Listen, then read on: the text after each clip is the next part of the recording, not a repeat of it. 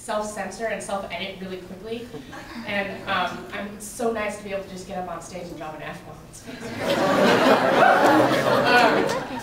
So I have a little brother who's a senior in high school, and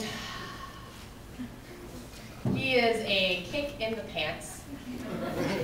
And we're complete opposites. When I was growing up, when I was in high school, I was a huge geek, huge nerd, loved school. I would like eat lunch in the chemistry classroom. I was that girl. You know, and I loved it. You know, my social life consisted of going to poetry slams, and I was like, yeah. And my little brother is the opposite. He's like super cool, has like a real social life. I'll be home for the weekend. I'll be like, hey, you want to hang out? He's like, yo, I got a party I gotta go to. Oh, yeah, me too.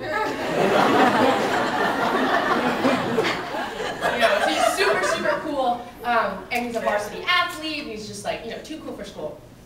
But this thing happened recently, which is like my favorite story about him, which is that every once in a while, when he needs to mellow out, right, he's just like so awesome and above the rest, but every once in a while he's got this one thing that he does, which I think is the cutest thing in the entire world, and he'll kill me if he knows that I've told this story.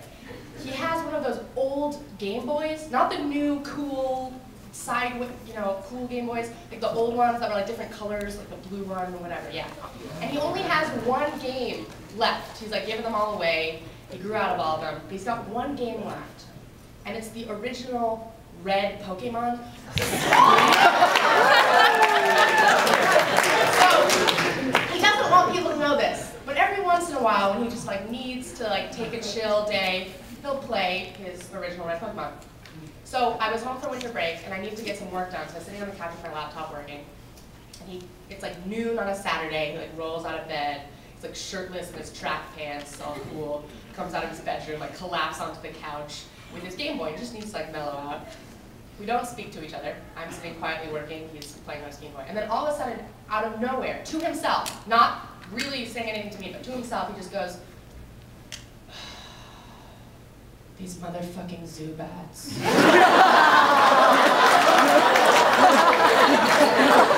I laughed for like an hour.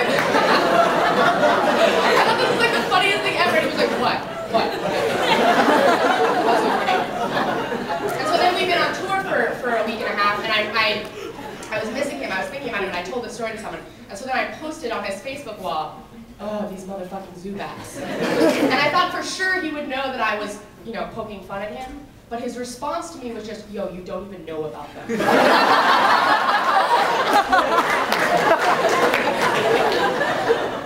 So I wrote this for him. Little brother, you jaywalked your way out of the womb.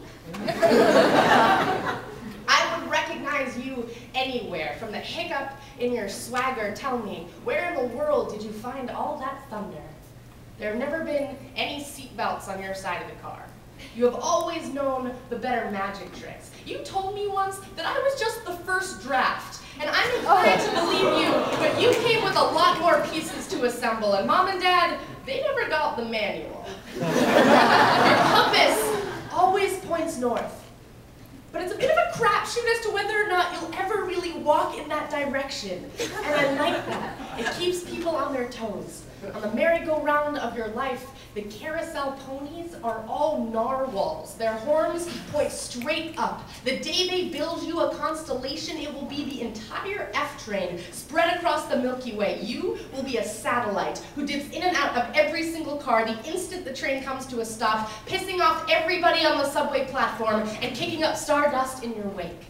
You can solve a Law and Order before the first commercial breaks. Once, when you were 7, you came into the kitchen and asked Mom, does my name begin with the letter P because P is the 16th letter of the alphabet, and I was born on June 16th, and is Sarah just Sarah because S is the 19th letter, and she was born on the 19th day of June?